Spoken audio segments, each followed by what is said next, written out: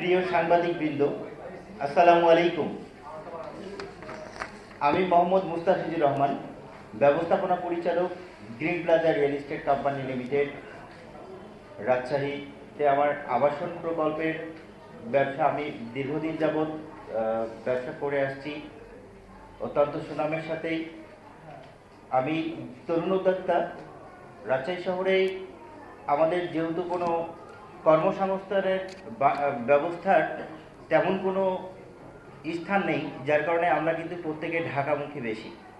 তো রাজশাহী যেই সৌন্দর্য গড়ে উঠেছে সেটার সাথে সাথে উন্নয়নের সাথে আমরা কর্মসংস্থানের বৃদ্ধির লক্ষ্যে বিভিন্ন রকম উন্নয়নমূলক কাজ করে থাকি।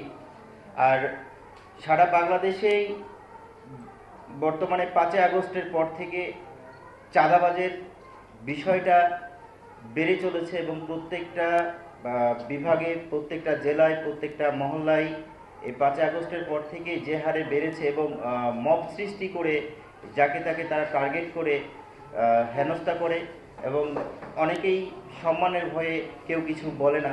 তো এইরকমভাবে আমরা বিগত দিনে দেখেছি বিভিন্ন ব্যবসায়ীকে তুলে নিয়ে গিয়ে ফাঁকা স্টাম্পে স্বাক্ষর করানো, চেক স্বাক্ষর করানো, আবার কাউকে তুলে নিয়ে গিয়ে রাস্তায় পিটিয়ে পাথর মেরে ফেলা।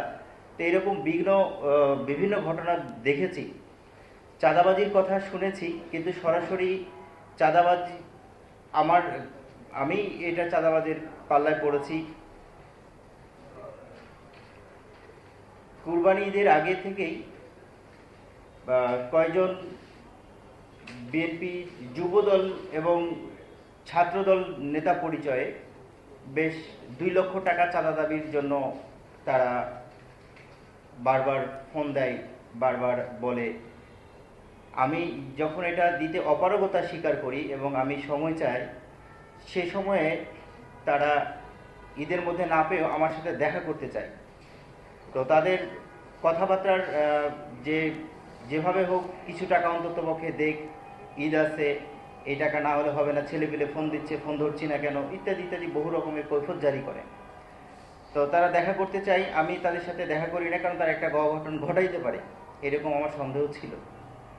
তো এরই পরিপ্রেক্ষিতে তারা কিন্তু আমার অফিসে থেকে বাসা যাওয়ার পথে এবং অফিসের মোড়ে, আমার বাসার মোড়ে, প্রত্যেকটা জায়গাতে তাদের বিভিন্ন রকমের ছেলেপিলে থাকতো এবং প্রত্যেকজনকেই তারা আমার সম্পর্কে বিভিন্ন রকমের বিভ্রান্তমূলক তথ্য দিয়ে তারা পরিবেশটাকে আমার উপর সবাইকে নেগেটিভ করে রাখতো, যেন তারা একটা অঘটন ঘটালে আমার পক্ষে কেউ যেন না আসে, এইরকম তারা একটা পূর্ব পরিকল্পনা করে বসে। তো এরই ধারাবাহিকতায় 30 জুন 2025 বিকাল 3টার দিকে প্রকাশ্য দিবালোকে রাজশাহী জেলার সোনাদিঘির উত্তর পূর্ব কর্নারে, ওখানে একটা বিএনপি পার্টি অফিসও আছে, সে জায়গায় কেন্দ্রীয় সংসদের রাজশাহী বিভাগের সহ সাংগঠনিক সম্পাদক, জেলা যুবদলের সাবেক সভাপতি মোজাদ্দেদ জামানী সুমন ও রাজশাহী সিটি কলেজ ছাত্রদলের সাবেক সদস্য সচিব ইমদাদুল হক লেমন, সিটি কলেজ ছাত্রদলের সদস্য বিশাল রহমান, এরা সহ আরও বেশ কিছু বিভিন্ন সন্ত্রাসী মিলে ওত পেতে থাকে আমাকে ধরার জন্য। এই ভর দুপুরের দিবালোকে আমি বেরোতেই আমাকে এরা ঘিরে ফেলে এবং টানা হাঁচড়া শুরু করে। বিএনপি পার্টি অফিসের সামনে থেকে শুরু করে ওইখানে 200 মিটারের মধ্যেই টানা হাঁচড়া করে এবং আমাকে গণপিটনির মতো করে পিটায়। আমাকে মোটরসাইকেলে উঠতে বলছিল, আমি উঠছিলাম না, যার কারণে আমাকে বেধড় ওখানে মারধর করে। বেশ 10-15 মিনিট ধরে ওখানে হেনস্থা করে আমার শার্টের জামা কাপড় সব ছিঁড়েছে এবং আমাকে কোমরের শেষ পর্যন্ত বন্দুক ঠেকিয়ে আমাকে মোটরসাইকেলে উঠতে বাধ্য করেছে এবং তাদের মোটরসাইকেলে উঠিয়ে নিয়ে যাওয়ার পরে তারা সুমন জামানি যে ওনার নিজ বাসার ভবনে একটা টর্চার সেলে আমাকে ওখানে অবরুদ্ধ রেখে আমার উপরে প্রায় 6 ঘন্টা ধরে অবরুদ্ধ রাখে। বিকাল 3টা থেকে শুরু করে রাত্রি 9:15 পর্যন্ত আমাকে ওখানে অবরুদ্ধ রেখে এবং দফায় দফায় তারা নির্যাতন করে। আমাকে টাকা নিয়ে আসতে বলে, যেভাবে ফোন করে হোক আমি যেন টাকা নিয়ে এসে দিই। আমি 2 লক্ষ টাকা তাদেরকে দিতে পারিনি। এরই ধারাবাহিকতায় তারা এখন বলে, যেহেতু আমাকে এত শ্রম দিতে হয়েছে, এত তাদের ডিস্টার্ব হয়েছে আমার প্রতি, সেহেতু তারা এখন আমার কাছ থেকে 2 কোটি টাকা চাঁদা নেবে, আমার ফ্ল্যাট লিখে নেবে। তো এইরকমভাবে যখন আমাকে এই করতে লাগে, একটা পর্যায়ে গিয়ে আমাকে খুব জোর জবরদস্তি করে আমাকে ফোন করতে বাধ্য করে আমার চেক নিয়ে আসার জন্য। আমার চেক নিয়ে আসায় এবং আমার পাসপোর্ট নিয়ে আসতে বলে, আমার যে ভবন নির্মাণ কাজ চলছে, নির্মাণাধীন ভবনের কাগজ নিয়ে আসতে বলে। তো আমি এক পর্যায়ে বাধ্য হয়ে আমার এমপ্লয়ীদেরকে ফোন দিয়ে এবং এটা দিতে বলি, এবং কি কি দেব সে এটা হোয়াটসঅ্যাপে নেবে, যার হোয়াটসঅ্যাপ প্রুফগুলো আমার কাছে প্রত্যেকটাই স্ক্রিনশট আছে, যে হোয়াটসঅ্যাপে তাকে দেওয়া হয়েছে। প্রথমত দেখাই যে এইটা 14 তারিখে এই ইমদাদুল হক লেমন আমাকে 14 তারিখে বারবার ফোন দিয়েছে। তার আগে সুমন জামানি ফোন দিয়েছিল, তার আগে আরও বেশ কিছুজন ফোন দিয়েছিল, প্রত্যেকের ফোন কল রেকর্ড আমার কাছে সংরক্ষিত আছে। তো আমি তার ফোন রিসিভ করি নাই। এইটা তার স্ক্রিনশট আমার নাম্বারে ফোন দেয়, এবং তারিখ হয়ে যাচ্ছে 14 তারিখে, এবং হচ্ছে 30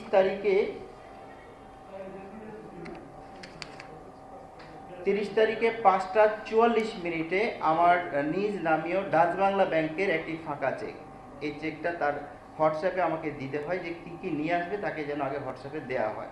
হোয়াটসঅ্যাপে ছবি তুলে তার এটাতে পার করে দিয়েছে, তারপরে সে এগুলো আবার ছবি দেখে বুঝে নিয়েছে। সাথে আমার এখানে একটা পাসপোর্ট আছে, আমার 2টা পাসপোর্ট, একটা মেয়াদ শেষ হয়েছে, একটা নতুন পাসপোর্ট। সে পরবর্তীতে এই 2টা পাসপোর্টই সে নিয়েছে, এটা তার স্ক্রিনশট। এগুলো প্রত্যেকেই 5টা 44 মিনিটে এটা দেওয়া হয়েছে, এবং 5টা 45 মিনিটে এই পাসপোর্ট, প্রত্যেকটা স্টেপ বাই স্টেপ তাকে পাঠানো হয়েছে। এবং সব কিছু মিলিয়ে এইখানে যেটা দেখা যাচ্ছে যে সবগুলো পেপারস যেগুলো তার হোয়াটসঅ্যাপে দেওয়া হয়েছে, এখানে আমার ভবন নির্মাণের যে দলিলের কাগজ আছে, এখানে সব উল্লেখ আছে, ফ্ল্যাটের চৌহদ্দি এবং জমির পরিমাণ ইত্যাদি ইত্যাদি সব কিছু। তো এইগুলো তারা আমাকে ফাঁকা চেকে স্বাক্ষর করতে বলে এবং ফাঁকা স্ট্যাম্পে স্বাক্ষরের কথা বলে। আমি সেখানে অস্বীকার করি স্বাক্ষর করতে। সে তখন আমাকে অস্ত্রের মুখে জিম্মি করে ফাঁকা চেকে স্বাক্ষর করায় এবং আমার পাসপোর্টগুলো জব্দ করে। ফাঁকা স্ট্যাম্পে আমি সিগনেচার করতে না চাইলে আমাকে আওয়ামী লীগ নেতা বলে পুলিশে তুলিয়ে দেওয়ার কথা বলে এক মোজাদ্দেদ হোসেন সুমন জামানি, যিনি যুবদল নেতা, উনি ওসিকে ফোনও করে। ওসি যখন বলে যে ফোর্স নেই, দেরি হবে, এই কথা শোনার পরে সে তখন কিছুক্ষণের মধ্যেই দেখলাম যে সুমন জামানির সাথে যে লেমন, যার হোয়াটসঅ্যাপে দেওয়া হয়েছে এগুলো, সে একটা এগ্রিমেন্ট প্রিন্ট করে নিয়ে আসে, এবং এগ্রিমেন্ট প্রিন্টটা নিয়ে এসে সে বলে এইটাতে সিগনেচার করতে। তো আমাকে এটা দেখতে দিচ্ছিল না। আমি তারপরে একটা পর্যায়ে গিয়ে তারা আবারও আমাকে মারধর করে। আমি যখন রাজি হলাম তখন তারা বলে, সুমন জামানি বলে যে এখন তাকে সিগনেচার করে ছাড়ানো যাবে না, যেহেতু থানায় ফোন করে বলা হয়েছে, যেহেতু পুলিশকে থানায় ফোন করে বলা হয়েছে আওয়ামী লীগ নেতা ধরেছে, সেহেতু ফোন করে ছাড়া যাবে না, সিগনেচার নিয়ে ছাড়া যাবে না আমাকে। তারা থানায় গিয়ে স্বাক্ষর নেবে এরকম একটা সিদ্ধান্ত নেয়, তার যেন আমি থানায় গিয়ে মামলা না করতে পারি, এই জন্য আমাকে থানায় নিয়ে যাবে। সেটা সুমন জামানি বলে যে এখন ছেড়ে দিলে সে থানায় গিয়ে মামলা করবে, আর্মি ডাকবে। আমাদের নিরাপত্তার স্বার্থের জন্য তাকে থানায় নিয়ে যে আমরা স্বাক্ষর করাবো ওসির সামনে, তাহলে সে কোনো মামলা করতে পারবে না। ওসিকে আবার সে পুনরায় ফোন দেয়, লেমন ফোন দেয় আর কি। তার ফোনের কল লিস্ট চেক করলে সেই দিনের ডেটে পাওয়া যাবে, এবং হোয়াটসঅ্যাপের ইয়েগুলো চেক করলে পাওয়া যাবে সে কাকে কাকে দিয়েছে। এবং এটার সাথে জড়িত যারা যারা আছে আরও অনেকজন আছে, আমার অজ্ঞাতনামা আছে অনেকজন। তো এগুলো তাদের ফোন কলের প্রত্যেকটার লিস্ট ধরলেই পাওয়া যাবে আর কি। তো আমাকে অবশেষে রাত্রি 9:30টায় তারা টর্চার সেল থেকে বের করে নিয়ে যায় বলিয়া থানায়, আমার ড্রেস চেঞ্জ করে। যেহেতু আমার জামার বোতাম টোতাম সব ছেঁড়া ছিল, আমি ওই চেক যখন নিতে যাই বাসায় তখন একটা গেঞ্জি নিয়ে আসা হয়েছিল। দেন ওই সময়কার আমাকে থানায় যে স্বাক্ষর করিয়েছে, ওসির সাথে তেমন কোনো কথা বলতে দেয় না। ওসির সামনে জাস্ট বলেছে যে আমাদের মধ্যে একটা আপোষ মীমাংসা ছিল, এটা আমরা মিটিয়ে নিয়েছি, আপনার সামনে জাস্ট স্বাক্ষর করব। আমি যেন এটা কোনোভাবে প্রকাশ না করি সে আমাকে হুমকি দেয় এটার জন্য, যে আমি রাজশাহী শহরে ব্যবসায় করতে পারবো না, আমি আমাকে প্রাণে মেরে ফেলবে, এরকমভাবে হুমকি দেয় যদি আমি এটার এগনেস্টে ওসির সামনে অন্য কোনো কথাবার্তা বলি যে আমার ওই ইচ্ছার বিরুদ্ধে এটা করা হচ্ছে। তো সে সময়ে আমি সিগনেচার করার পরপরই আমার ওইটা থানার সব সিগনেচার করার সময় আমার ভিডিও আছে, ফোন কলে ভিডিও আছে, ঠিক 9:15টার কাছাকাছি সময়ে এইটা সিগনেচার করা হয় এবং সিগনেচার করার সাথে সাথে আমার কাছে ফোনে থাকা অবস্থায় আমি সেইগুলোর ছবি তুলে নিয়েছিলাম। পরবর্তীতে আমি সেগুলো পড়ে দেখলাম সেই এই এগ্রিমেন্টটাতে আমাকে স্বাক্ষর করিয়েছে। তো এই এগ্রিমেন্টে পরে দেখলাম আমি যেটা, যে আমার একটা 70 লক্ষ টাকার উপরে দাম হবে ফ্ল্যাটের, এই ফ্ল্যাটটা লিখেছে এবং সে আমাকে তাৎক্ষণিকভাবে নগদ 27 লক্ষ টাকা দিয়েছে এই মর্মে এখানে উল্লেখ করেছে বা আমাকে স্বীকার করিয়েছে, কিন্তু আমাকে সে আদতে কোনো টাকা দেয় নাই। তো এইভাবে আমার কাছে প্রায় কোটি টাকার উপরে এই চাঁদা আদায় করে এবং আমার ফাঁকা চেকে স্বাক্ষর নিয়ে আমার পাসপোর্ট সহ জব্দ করে রাখে। তো এরই ধারাবাহিকতায় আমি কোনো আইনি আশ্রয় নিতে পারছিলাম না তাদের ভয়, এবং যেহেতু তারা থানাতে এটা নিয়ে যে করেছে ওসি এটা আমাকেই দোষারোপ করছে যে তাদের সাথে লেনদেন আছে, তাদের সাথে মিটাই নেন, যার কারণে আমি থানায় কিছু করতে পারিনি। অনেক কিছু প্রমাণ সংগ্রহ করার পরে গত 23শে জুলাই 2025 বলিয়া থানায় আমি বিভিন্ন সাক্ষ্য প্রমাণ নিয়ে আমি একটা মামলা দায়ের করি। আর এই মামলা দায়ের করার পর থেকেই শুরু হয় বিভিন্ন আসামি এবং তাদের যারা ছত্রছায়া দিচ্ছেন বিভিন্ন বিএনপির কিছু মানে দুষ্কৃতী এবং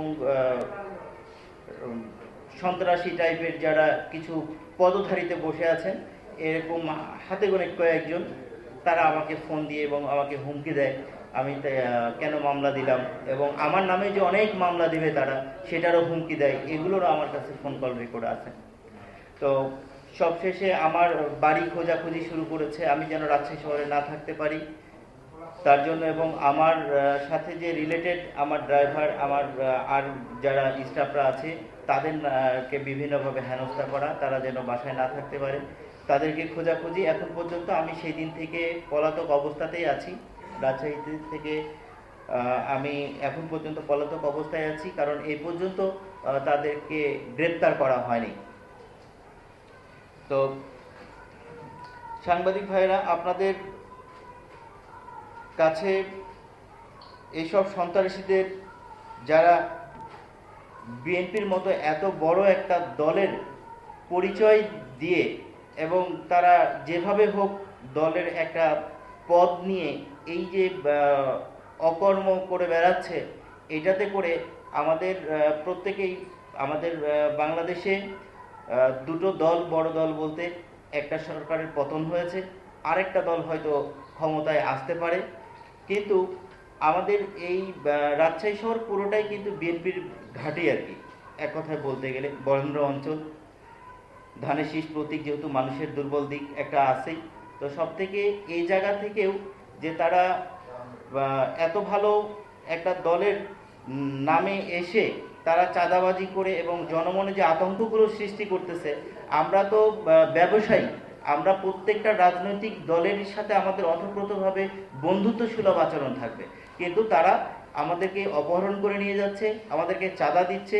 বিগত সরকারের সময় আমাকে আমার ভূমি দখলের একটা প্রক্রিয়া হয়েছিল এবং গত মার্চে আমাকে এই প্রেস ক্লাবের বাইরে আমাকে একটা মানববন্ধন করতে হয়েছিল।